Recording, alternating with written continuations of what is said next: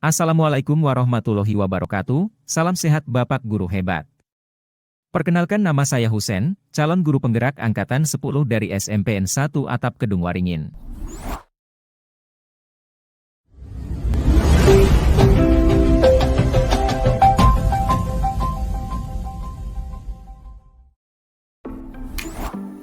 Pada video kali ini, saya akan memaparkan kesimpulan dan refleksi konsep pemikiran Ki Hajar Dewantara dalam koneksi antar materi modul 1.1. Pendidikan dan pengajaran. Pengajaran adalah proses pendidikan dalam memberi ilmu untuk kecakapan anak secara lahir dan batin. Sedangkan pendidikan menurut Ki Hajar Dewantara, pendidikan adalah proses menuntun segala kekuatan kodrat yang ada pada anak murid untuk mencapai keselamatan dan kebahagiaan yang setinggi-tingginya. Dengan demikian, dapat kita simpulkan bahwa pengajaran adalah bagian dari pendidikan itu sendiri. Konsep pemikiran Ki Hajar Dewantara. Ada beberapa konsep pemikiran Ki Hajar Dewantara yang bisa dijadikan landasan kita sebagai seorang pendidik. Yang pertama adalah semboyan Ki Hajar Dewantara. Ingarso Suntulodo, Ingmadya Manguntarso, Tuturi Handayani. Ingarso Turudulodo artinya guru di depan memberi tauladan.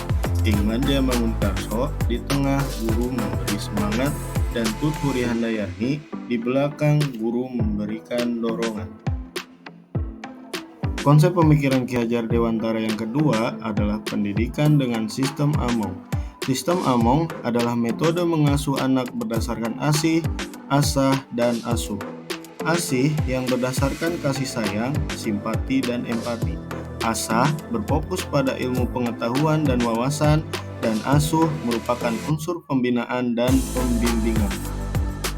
Dan masih banyak konsep pemikiran Ki Hajar Dewantara yang bisa kita jadikan sebagai landasan konsep berpikir kita sebagai pendidik, agar pembelajaran yang kita berikan kepada anak lebih sesuai dengan konsep pemikiran Ki Hajar Dewantara. Apa yang Anda percaya tentang murid dan pembelajaran di kelas sebelum Anda mempelajari modul konsep pemikiran Ki Hajar Dewantara ini? Sebelum mempelajari modul 1.1 konsep pemikiran Ki Hajar Dewantara, saya berpikir bahwa pembelajaran hanyalah sebuah proses transfer informasi atau ilmu, di mana siswa hanya dituntut untuk tahu, untuk bisa, dan mau melakukan apa yang diarahkan oleh guru. Sehingga hanya guru yang berperan aktif dalam proses pembelajaran. Dalam pembelajaran sebelumnya, guru hanya menyampaikan materi dan informasi, mendemonstrasikan tanpa memberikan pengalaman pembelajaran pada siswa, dan menjadikan murid hanya sebagai objek pembelajaran. Dalam proses pembelajaran sebelumnya, saya tidak memberikan kesempatan pada siswa untuk mengeksplorasi materi dari sumber yang telah disediakan, dan tidak pernah memberikan pengalaman mendemonstrasikan informasi atau pengalaman apa yang telah mereka dapatkan. Sehingga tujuan pembelajaran saya hanya berpaku pada penyampaian materi. Terkadang, saya meminta mereka untuk menghafalkan apa yang telah saya ajarkan tanpa mencari tahu apakah materi sudah mereka pahami seutuhnya. Apa yang berubah dari pemikiran atau perilaku Anda setelah mempelajari modul konsep pemikiran Ki Hajar Dewantara? Setelah saya mempelajari modul konsep pemikiran Ki Hajar Dewantara ini, saya menyadari bahwa yang selama ini saya lakukan dalam proses pembelajaran masih kurang tepat. Karena dalam pembelajaran, seharusnya saya membiarkan murid untuk mengeksplorasi materi atau masalah yang sedang dipelajari. Meminta murid mendemonstrasikan apa yang telah mereka pelajari, dan tujuan pembelajaran tidak hanya sebatas kemampuan kognitif, afektif, dan psikomotor saja, melainkan keterkaitan materi dengan hal-hal yang terjadi dalam kehidupan sehari-hari. Murid tidak hanya ditempatkan sebagai objek pembelajaran, melainkan sebagai subjek pembelajaran, sehingga mereka memiliki kesempatan untuk bebas berekspresi, mengungkapkan pendapat, dan berkreasi. Guru juga harus menjadi fasilitator atau penuntun secara sabar, tulus, dan ikhlas untuk menciptakan pembelajaran yang berpihak pada murid. Apa yang dapat segera Anda terapkan lebih baik agar kelas Anda mencerminkan pemikiran Ki Hajar Dewantara?